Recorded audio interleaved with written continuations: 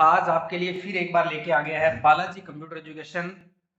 जो अभी एग्जाम होने वाला है उस एग्जाम के लिए मोस्ट इंपॉर्टेंट क्वेश्चन, तो उसके लिए 35 क्वेश्चन का जो पीडीएफ है वो बहुत ही मोस्ट इंपॉर्टेंट रहने वाला है। तो हम देखेंगे इसके अंदर सारे क्वेश्चन आज वन बाई वन। तो अब जो आपका क्वेश्चन का जो पैटर्न आने वाला है वो बहुत ही मीडियम और इजी आने वाला है। तो उस पैटर्न पे ही ये जो पेपर तैयार किया गया है वो है। तो अब हम देखते हैं, चलते हैं हमारी फर्स्ट क्वेश्चन के अंदर कि पहला क्वेश्चन क्या है।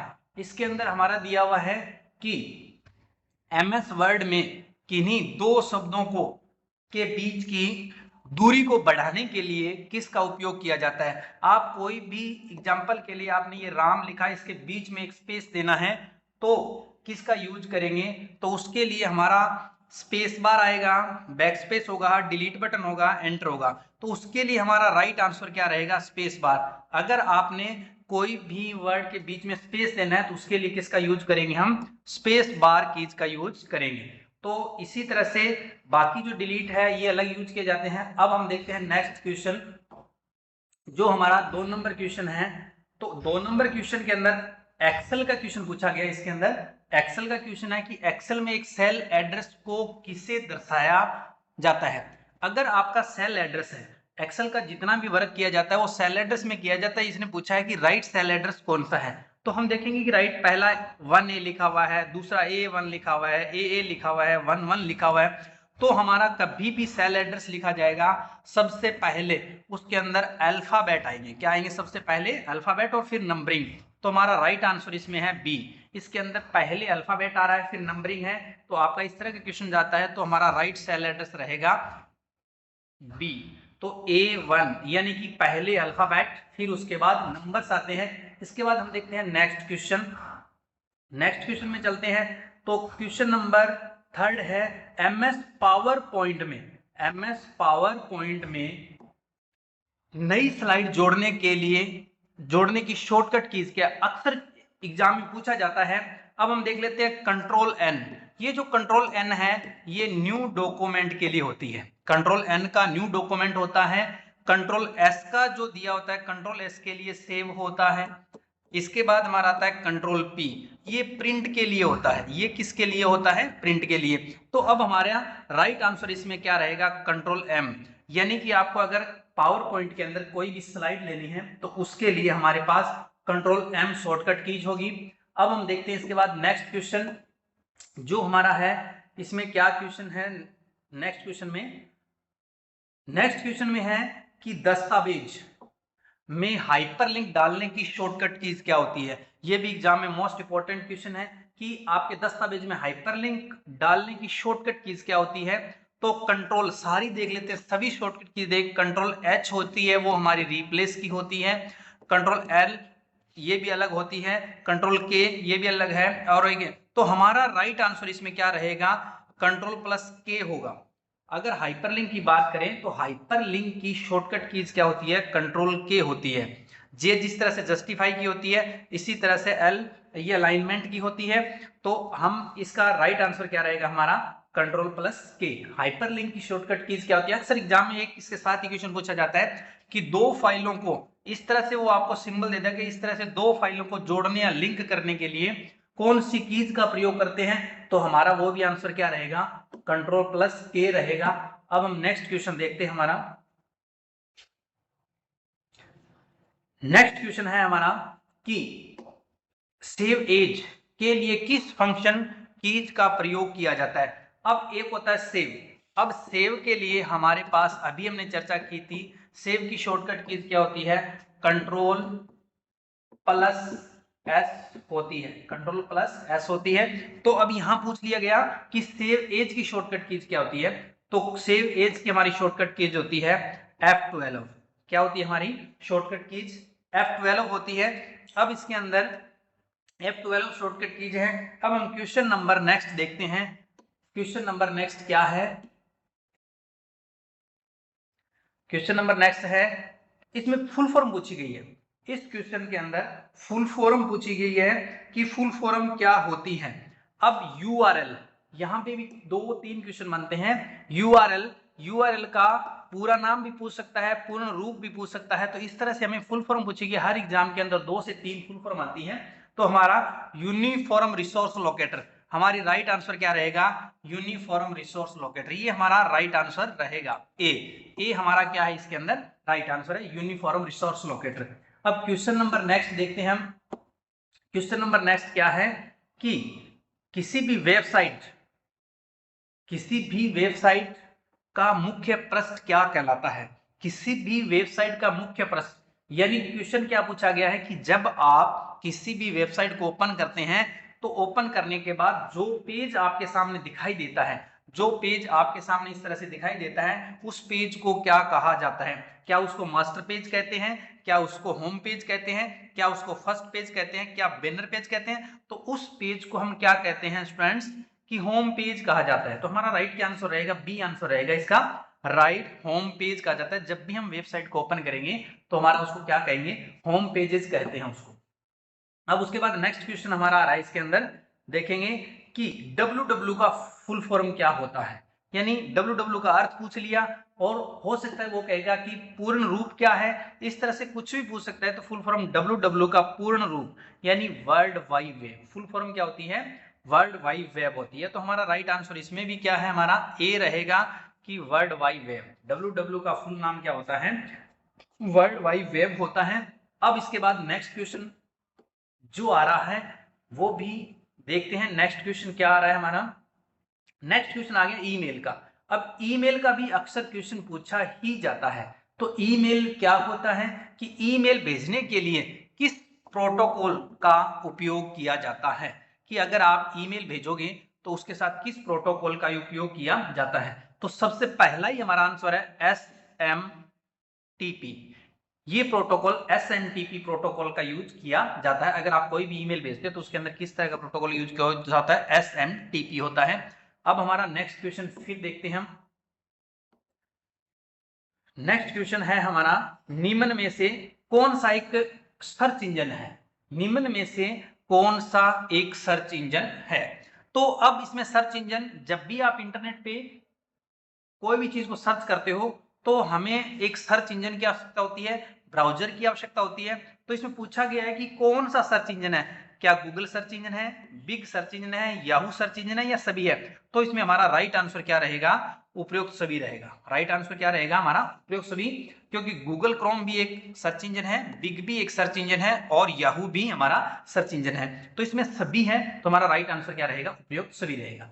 इसके बाद देखते हैं नेक्स्ट क्वेश्चन, कि हमारा नेक्स्ट क्वेश्चन क्या है, कि इसके अंदर कंप्यूटर का दिमाग किसे कहा जाता है, कि हमें कंप्यूटर का दिमाग किसे कहा जाता है। कंप्यूटर का दिमाग किसे कहा जाता है, क्या रैम को कंप्यूटर का दिमाग कहते हैं, क्या सीपीयू को दिमाग कहते हैं, क्या मॉनिटर को कहते हैं, क्या कीबोर्ड को कहते हैं।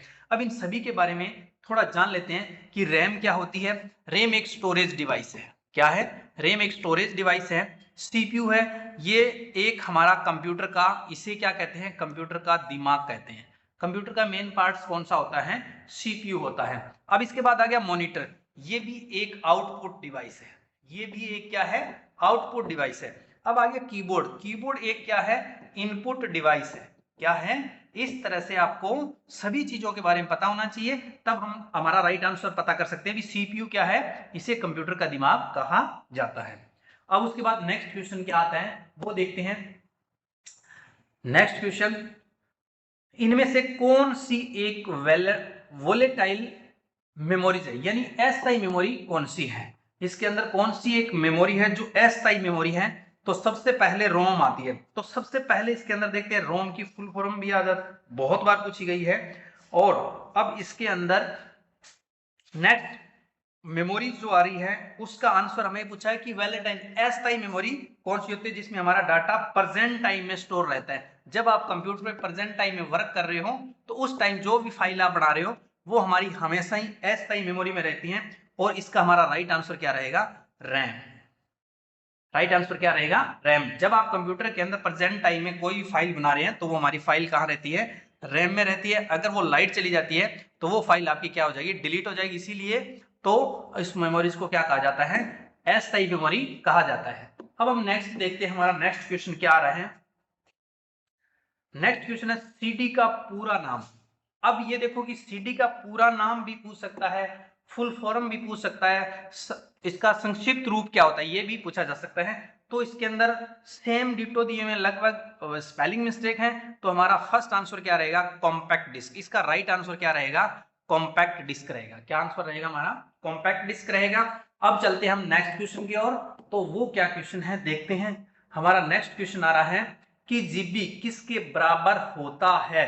अब ये हमें पता होना चाहिए कि जीबी क्या होती है। ये हमारे कंप्यूटर के मेमोरीज की इकाई होती है। तो जीबी की फुल फॉर्म पहले गीगाबाइट क्या होती है, गीगाबाइट होती है, गीगाबाइट होती है। और 1 जीबी किसके बराबर होता है, 1 जीबी किसके बराबर होता है, 1024 MB के बराबर होता है। किसके बराबर होता है, ये 1024 MB के बराबर होता है। अब उसके बाद नेक्स्ट क्वेश्चन हमारा आ रहा है, जो है नेक्स्ट क्वेश्चन क्या है कि हम देखेंगे कि नेक्स्ट क्वेश्चन कंप्यूटर की सबसे छोटी इकाई, वो भी कंप्यूटर की मेमोरी से फिर क्वेश्चन आ गया है कि कंप्यूटर की सबसे छोटी इकाई क्या होती है। अब इसमें दो फुल फॉर्म भी पूछी गई है, एमबी की फुल फॉर्म क्या होती है और केबी की फुल फॉर्म क्या होती है, ये भी हमें पता होना चाहिए। तो केबी की फुल फॉर्म होती है किलो बाइट। क्या होती है, किलो बाइट। और एमबी की मेगाबाइट होती है। एमबी की क्या होती है, मेगाबाइट होती है। तो इसमें पूछा क्या गया है कि कंप्यूटर की सबसे छोटी इकाई, यानी हम डाटा स्टोर करते हैं उसकी सबसे छोटी इकाई क्या होती है। तो अब इसमें सबसे छोटी हमारी इकाई होती है बिट होती है। राइट आंसर क्या रहेगा, बिट रहेगा। तो इसी तरह से आपको एक क्वेश्चन के अंदर बहुत सारे क्वेश्चन भी मिल रहे हैं, जैसे एक फुल फॉर्म आ गया है, इस तरह से क्वेश्चन के अंदर क्वेश्चन मिल रहे हैं। अब नेक्स्ट क्वेश्चन हम देखते हैं इसके अंदर कि हमारा क्वेश्चन क्या है, विंडो 10 में कोर्टाना क्या है। ये बहुत एग्जाम में पूछा जाता है कि कोर्टाना क्या है, किस तरह का है, वॉइस पर्सनल पासवर्ड किसे कहते हैं, इस तरह से घुमा के पूछना है। तो हमारा राइट इसके आंसर क्या है, क्या रहेगा, कोर्टाना क्या है हमारा, एक voice, Cortana voice personal password personal assistant है। विंडो 10 के अंदर कोर्टाना का यूज किया जाता है, वॉइस पासवर्ड पर्सनल असिस्टेंट की तरह इसको यूज किया जाता है। तो हमारा राइट आंसर क्या रहेगा, बी रहेगा इसका। ठीक है, चलते हैं नेक्स्ट क्वेश्चन की ओर। अब हम देखते हैं नेक्स्ट क्वेश्चन क्या है इसके अंदर। बिल्कुल इजी क्वेश्चन है, और अगर आप थोड़ी सी तैयारी करते हैं तो बहुत अच्छे नंबर ले सकते हैं। इस तरह के आपको वीडियो चाहिए तो आप इस चैनल को फॉलो करते रहिए, और अगले 5 दिन जो आप वीडियो कंटिन्यू आएंगे, वो जो स्टूडेंट कभी आज तक पढ़ाई नहीं की अभी RCAT में, वो इस तरह का ये पेपर मॉडल पेपर है, मोस्ट इंपॉर्टेंट है। इन पेपर के माध्यम से भी आप अच्छे अंकों से पास हो सकते हैं। नेक्स्ट क्वेश्चन हमारा आ रहा है, निम्न में से कौन सा एक ऑपरेटिंग सिस्टम नहीं है। अब हमें यहाँ बहुत सारे क्वेश्चन बने हैं कि ऑपरेटिंग सिस्टम क्या होता है। सबसे पहले बात करेंगे ऑपरेटिंग सिस्टम क्या होता है। ऑपरेटिंग सिस्टम होता है जो हमारे पूरे सिस्टम को ऑपरेट करता है, उसे ऑपरेटिंग सिस्टम कहा जाता है। तो यहाँ क्वेश्चन पूछा गया है। अब आपको एक यहाँ बहुत इंपॉर्टेंट चीज है कि हमें ऑपरेटिंग सिस्टम, उधर ऑपरेटिंग सिस्टम पूछा है और इधर फर्स्ट आंसर दे दिया हमारा विंडो। तो ये विंडो है, हम नहीं पढ़े। हमने अगर ये नहीं पढ़ा कि निम्न में से कौन सा ऑपरेटिंग सिस्टम, तो तुरंत हम ए को आंसर करेंगे, तो एक हमारा गलत हो जाएगा। यहां दिया हुआ नहीं, तो इनमें से ऐसा कौन सा ऑपरेटिंग सिस्टम है जो, यानी ऑपरेटिंग सिस्टम नहीं है, तो हमारा विंडोज ये हमारा ऑपरेटिंग सिस्टम है, लाइनेक्स ये भी एक ऑपरेटिंग सिस्टम है, एंड्रॉइड एक ऑपरेटिंग सिस्टम है। ये तीनों हमारे ऑपरेटिंग सिस्टम है, और MS ऑफिस एक ऑपरेटिंग सिस्टम नहीं है। तो हमारा राइट आंसर क्या रहेगा इसके अंदर, MS ऑफिस रहेगा। तो नेक्स्ट क्वेश्चन हम फिर देखते हैं इसके अंदर। तो नेक्स्ट क्वेश्चन, कंप्यूटर का अनाधिकृत एक्सेस से बचने के लिए, कंप्यूटर को अनाधिकृत एक्सेस से बचने के लिए किसका उपयोग किया जाता है। अब अगर आपके कंप्यूटर के अंदर कोई भी किसी भी तरह की वायरस आते हैं तो उससे बचा कैसे जा सकता है इनमें से, तो हम फायर वॉल का यूज करके हम बच सकते हैं। तो इसका हमारा राइट आंसर क्या रहेगा, ए फायरवॉल। क्या आंसर रहेगा, ए हमारा फायरवॉल। अब इसी तरह से नेक्स्ट क्वेश्चन है हमारा, ओटीपी का पूरा नाम। बिल्कुल इजी क्वेश्चन है। आजकल बहुत ज्यादा किसी भी हम आईडी को ओपन करते हैं उसमें हमारा पासवर्ड लगता है, उसको ओटीपी बोलते हैं। तो इसका राइट आंसर क्या रहेगा, वन टाइम पासवर्ड। क्या आंसर रहेगा हमारा, वन टाइम पासवर्ड। इसके बाद नेक्स्ट क्वेश्चन पे चलते हैं। नेक्स्ट क्वेश्चन हमारा है, क्या पूछा गया कि हस्ताक्षर, ई हस्ताक्षर के लिए भारत में कौन सा अधिनियम प्रभावी है। यानी आपको डिजिटल हस्ताक्षर, किसकी बात चल रही है, डिजिटल हस्ताक्षर आपको अगर यूज करना है तो उसके लिए कौन से एक्ट का यूज किया गया है? उसके अंदर एक्ट 2000 का यूज किया, आईटी एक्ट का यूज किया गया है। अब यहाँ पे एक क्वेश्चन और बन गया कि आईटी की फुल फॉर्म क्या होती है? Information technology. Information technology, IT की फुल फॉर्म क्या होती है? Information technology. अब इसी तरह से हमारा नेक्स्ट क्वेश्चन भी आ रहा है। तो नेक्स्ट क्वेश्चन क्या है? एसएसओ का पूर्ण रूप क्या है? एसएसओ का पूर्ण रूप क्या है? एसएसओ क्या होता है कि आज हम कोई भी गवर्नमेंट वैकेंसीज का फॉर्म भरते हैं तो हमारे पास एक आईडी बनेगी जिसका नाम है एसएसओ आईडी। एसएसओ का पूरा नाम है सिंगल साइन ऑन। क्या होता है? फुल नेम क्या होता है? सिंगल साइन ऑन होता है। क्या होता है? सिंगल साइन ऑन होता है। तो इसके बाद नेक्स्ट क्वेश्चन फिर देखते हैं हम। हमारा नेक्स्ट क्वेश्चन क्या रहा है? ईपीडीएस का संदर्भ में एफपीएस का पूरा नाम, ईपीडीएस के संदर्भ में इसमें एफपीएस का पूरा नाम पूछा गया है। तो इसका फुल फॉर्म क्या दिया हुआ है? इसका पूर्ण रूप क्या है? यहां पूछ लिया पूर्ण रूप, तो फायर प्राइम शोप। इसका फुल नेम क्या होता है? फायर प्राइम शोप होता है। इसके बाद नेक्स्ट क्वेश्चन पूछा गया है हमारा। नेक्स्ट क्वेश्चन में देखते हैं कि हमारा नेक्स्ट क्वेश्चन है पैन आवेदन करने के लिए आपको कौन सा फॉर्म भरा जाना है? अगर आपको पैन कार्ड बनवाना है तो कौन सा फॉर्म भरा जाएगा? अब हमारा अगर आप पैन कार्ड को अप्लाई कर रहे हो तो सबसे पहले आपको 49A पेन फॉर्म संख्या भरी जाएगी, 49A। ये बहुत बार पूछा गया है तो इसके लिए हमारा राइट आंसर है ए, जिसके अंदर हम 49A फॉर्म भर के पैन कार्ड को अप्लाई कर सकते हैं। अब नेक्स्ट क्वेश्चन आता है एक नया आधार कार्ड बनाने के लिए कौन सी संस्था जिम्मेवार है? अगर आपको कोई भी नया आधार कार्ड बनाना है तो उसके लिए कौन सी संस्था जिम्मेवार रहेगी? तो हमारा पैन आधार कार्ड जो बनाती है वो है UIDAI। क्या है इसका?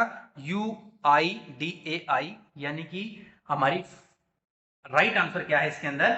ए। इसके बाद नेक्स्ट क्वेश्चन आ रहा है हमारा। नेक्स्ट क्वेश्चन है राज ई वॉलेट क्या है? राज ई वॉलेट क्या है? ये हमारा जो क्वेश्चन है इसका राइट आंसर रहेगा डिजिटल दस्तावेज प्रबंधन है। अब इसको इस तरह से भी पूछा जा सकता है कि डिजिटल दस्तावेज प्रबंधन क्या है? डिजिटल दस्तावेज प्रबंधन क्या है? तो ये राज ई वॉलेट है। और यहां पूछ लिया राज ई वॉलेट क्या है, तो ये डिजिटल दस्तावेज प्रबंधन है। तो राइट आंसर हमारा क्या है इसके अंदर? ए है। इसके बाद नेक्स्ट क्वेश्चन देखते हैं हम। नेक्स्ट क्वेश्चन पे चलते हैं। निम्न में से कौन सा मोबाइल ऑपरेटिंग सिस्टम है? फिर यहां क्वेश्चन पूछ लिया कि निम्न में से मोबाइल ऑपरेटिंग सिस्टम कौन सा है? तो हमारे पास मोबाइल ऑपरेटिंग सिस्टम का भी हमें पता होना चाहिए। अभी बात कर रहे थे कि जिस डिवाइस को चलाता है वो ऑपरेटिंग सिस्टम होता है। तो यहाँ ऑपरेटिंग सिस्टम अगर बात की जाती है कि कंप्यूटर के अंदर किस तरह का ऑपरेटिंग सिस्टम यूज किया जाता है, तो कंप्यूटर के अंदर विंडो ऑपरेटिंग सिस्टम यूज किया जाता है। कंप्यूटर के अंदर किस तरह का ऑपरेटिंग सिस्टम यूज किया जाता है? यहाँ पूछा गया मोबाइल के ऑपरेटिंग सिस्टम। तो मोबाइल में देखो आजकल जो मोबाइल आ रहे हैं उसके अंदर एंड्रॉइड का भी यूज किया जाता है। जो एप्पल कंपनी का मोबाइल है उसके अंदर iOS का यूज किया जाता है। विंडोज फोन उसके अंदर विंडो ऑपरेटिंग सिस्टम का यूज किया जाता है। तो इसका मतलब है कि हमारा आंसर है उपयुक्त सभी। ये सभी आंसर हैं जो मोबाइल के अंदर ऑपरेटिंग सिस्टम है जो यूज किए जाते हैं। तो हमें ऑपरेटिंग सिस्टम के बारे में भी पता होना चाहिए। इसके बाद आ गया QR। क्या रहे? QR कोड का क्या अर्थ है? QR यानी कि जो हम किसी को पेमेंट पे करते हैं QR कोड को स्कैन करते हैं। क्योंकि आजकल QR कोड का बहुत ज्यादा यूज हो रहा है। तो इसका आंसर क्या आता है? Quick response. फुल फॉर्म पूछा है, क्या होती है? क्विक रिस्पॉन्स इसकी फुल फॉर्म होती है। इसके बाद नेक्स्ट क्वेश्चन हमारा आ रहा है कि नेक्स्ट क्वेश्चन है किसी फाइल को स्थायी रूप से डिलीट करने के लिए शॉर्टकट कीज। अब आपने कंप्यूटर के अंदर डायरेक्ट फाइल को डिलीट करोगे तो वो फाइल हमारी रिसाइकिल बिन में चली जाती है। किस में चली जाती है? रिसाइकिल बिन में चली जाती है। कि हम इस तरह से उस फाइल को डिलीट करें कि वो फाइल हमारी डायरेक्ट हमारे कंप्यूटर से डिलीट हो जाए, रिसाइकिल बिन में नहीं जाए। तो उसके लिए हमें क्या करना पड़ेगा? शिफ्ट के साथ डिलीट का यूज करना पड़ेगा। अगर किसी फाइल को आप परमानेंटली डिलीट करना चाहते हैं तो उसके लिए हमें क्या करना पड़ेगा? शिफ्ट के प्लस डिलीट करना पड़ेगा। अगर आप वैसे डिलीट करोगे तो वो फाइल आपकी कहां मिलेगी? ये भी क्वेश्चन पूछा जाता है कि आपने किसी फाइल को डिलीट किया तो वो फाइल कहां पे जाके स्टोर हो जाती है? तो वो रिसाइकिल बिन में हमारी फाइल स्टोर हो जाती है। इसके बाद नेक्स्ट क्वेश्चन आता है हमारा, देखते हैं नेक्स्ट क्वेश्चन। नेक्स्ट क्वेश्चन क्या है कि निम्न में से कौन सा एक ई कॉमर्स वेबसाइट का उदाहरण है? ई कॉमर्स यानी जिससे हम शॉपिंग कर सकते हैं। और कौन कौन सी है? तो सबसे पहले हमारा आ रहा है अमेज़न। सबसे पहले क्या आ रहा है? Amazon आ रहा है। तो क्या Amazon भी एक साइट है? बिल्कुल, ऑनलाइन ई कॉमर्स के लिए वेबसाइट है। फ्लिपकार्ट है जो ई कॉमर्स के लिए इसका यूज किया जाता है। स्नैपडील है, ये भी ई कॉमर्स के लिए। तो हमारा राइट आंसर क्या रहेगा? उपयुक्त सभी वेबसाइट है जिसका यूज हम ई कॉमर्स के लिए करते हैं। नेक्स्ट क्वेश्चन हमारा आ रहा है इसके अंदर। नेक्स्ट क्वेश्चन है पॉइंटिंग डिवाइस का उदाहरण कौन सा है? ये क्वेश्चन नया है। पॉइंटिंग डिवाइस क्या होती है? जिससे यानी कि बात करें पॉइंटिंग डिवाइस की, तो यानी कि कर्सर की स्थिति बताने के लिए किस डिवाइस का प्रयोग किया जाता है? पॉइंटिंग डिवाइस का यूज किया जाता है। कर्सर की स्थिति बताने के लिए किस डिवाइस का प्रयोग किया जाता है? पॉइंटिंग डिवाइस का प्रयोग किया जाता है। तो अब इसमें से पॉइंटिंग डिवाइस कौन सी है? कीबोर्ड है, प्रिंटर है, मॉनिटर या माउस है? तो हमारा राइट आंसर क्या रहेगा इसके अंदर? माउस है। माउस ही कर्सर की स्थिति बताता है, तो ये हमारा पॉइंटिंग डिवाइस रहेगा। तो राइट आंसर हमारा ए है इसके अंदर। अब हम देखते हैं नेक्स्ट क्वेश्चन। VGA केबल में कुल कितनी पिंस होती है? अब जो हमारी VGA केबल, VGA की फुल फॉर्म होती है विजुअल ग्राफिक एरे, तो इसकी फुल फॉर्म भी पूछी जा सकती है। अब इसने क्वेश्चन पूछ लिया कि इस केबल के अंदर यानी कि जो LCD, अब ये केबल हमें पता होना चाहिए कहां से कहां कनेक्ट होती है। LCD टू LCD से CPU में ग्राफिक ट्रांसफर करने के लिए इसका यूज किया जाता है। अब उसके अंदर कितनी केबल्स पिंस होती है? तो उसके अंदर 15 पिंस होती है। तो VGA केबल के अंदर कितनी पिंस होती है? तो हमारा राइट आंसर रहेगा इसके अंदर 15 पिंस होती है। इसके बाद आता है कि HDMI का पूर्ण रूप क्या है? अब HDMI जो आजकल सबसे ज्यादा यूज की, जिसकी हाई क्वालिटी के लिए यूज किया जाता है, VGA की जगह HDMI केबल का प्रयोग किया जाता है। इसकी फुल फॉर्म होती है, इसकी full form high definition multimedia interface, यानी हमारा राइट आंसर क्या रहेगा? High definition. ए है हाई डेफिनेशन मल्टीमीडिया इंटरफेस। अब इसी तरह से हमारे पास नेक्स्ट क्वेश्चन भी आ रहा है जिसके अंदर दिया ई वॉलेट का उपयोग किसके लिए किया जाता है? ई वॉलेट का उपयोग किसके लिए किया जाता है? ई वॉलेट के लिए हम किसका उपयोग करेंगे? ई वॉलेट का मतलब आज जितने भी हम इंटरनेट के माध्यम से जो भी हम पैसा ट्रांसफर करते हैं उसे ई वॉलेट कहा जाता है। अब हम डिजिटल भुगतान के लिए, फाइल डाउनलोड के लिए, चैटिंग के लिए, फोटो के लिए, तो हमारा राइट क्या है? डिजिटल भुगतान के लिए हम ई वॉलेट का यूज करते हैं। यानी आपने ऑनलाइन कोई भी भुगतान करना है तो इसको डिजिटल भुगतान भी कहा जाता है। नेक्स्ट क्वेश्चन है जो हमारा देखते हैं, कंप्यूटर बूटिंग का क्या आता है? कंप्यूटर बूटिंग का क्या करता है? तो इसमें पूछा कि कंप्यूटर बूटिंग क्या होता है? तो कंप्यूटर में बूटिंग होता है कंप्यूटर को चालू करना, प्रोग्राम को बंद करना, कंप्यूटर को फॉर्मेट करना या कोई नहीं। तो कंप्यूटर को जब हम स्टार्ट करते हैं, कंप्यूटर को जब हम स्टार्ट करते हैं तो उसको क्या कहा जाता है? कंप्यूटर को स्टार्ट करना बूटिंग कहा जाता है। कंप्यूटर को स्टार्ट करना क्या कहलाता है? बूटिंग। तो हमारा राइट आंसर क्या रहेगा? ए रहेगा। राइट आंसर क्या रहेगा? ए रहेगा। अब उसके बाद नेक्स्ट क्वेश्चन हमारा आता है इसके अंदर कि कंप्यूटर कंट्रोल एल्ट और शिफ्ट बटन को क्या कहा जाता है? कंट्रोल एल्ट और शिफ्ट बटन को क्या कहा जाता है? तो अब इसका देखते हैं, कंट्रोल बटन होता है, ऑल्ट बटन होता है, शिफ्ट बटन होता है, इसको क्या कहा जाता है? अब इसको कहा जाता है, क्या इसको मॉडिफायर कीज कहते हैं, फंक्शन कीज कहते हैं, अल्फाबेटिक कीज कहते हैं या नेविगेशन कीज कहते हैं? तो इसको हम क्या कहते हैं? मॉडिफायर कीज कहते हैं। कंट्रोल एल्ट और शिफ्ट कीज को मॉडिफायर कीज भी कहा जाता है। इसी के साथ फंक्शन कीज होती है जो हमारी, वो F1 से लेकर F12 होती है। फंक्शन कीज होती है वो F12 होती है। संख्या में कितनी होती है? ये 12 होती है। ये भी बहुत बार क्वेश्चन पूछा गया। अल्फाबेट कीज होती है वो A to Z होती है। अल्फाबेट कीज होती है हमारी जो A to Z होती है, और संख्या में कितनी होती है? 26 होती है। अब इसी तरह से नेविगेशन कीज होती है। नेविगेशन हमारे कीबोर्ड के अंदर इस तरह से तीर के निशान दिए होते हैं 4, तो इसको क्या कहा गया है? नेविगेशन कीज कहते हैं। इसको क्या कहते हैं? नेविगेशन कीज कहते हैं। तो ये थे हमारे 35 क्वेश्चन स्टूडेंट्स। आपको क्या इस तरह से मोस्ट इंपोर्टेंट क्वेश्चन देखने हैं तो हमारे चैनल को आप सब्सक्राइब कीजिए, लाइक कीजिए और शेयर कीजिए, ताकि हर एक स्टूडेंट, हर एक विद्यार्थी के अच्छे अंक हमें मिल सके। ये थे हमारे 35 क्वेश्चन। मिलते हैं नेक्स्ट वीडियो के साथ। वेरी इंपॉर्टेंट क्वेश्चन मिलेंगे आपको। कंटिन्यू जुड़े रहिए। Balaji computer education, Nai Mandi, Gharsana.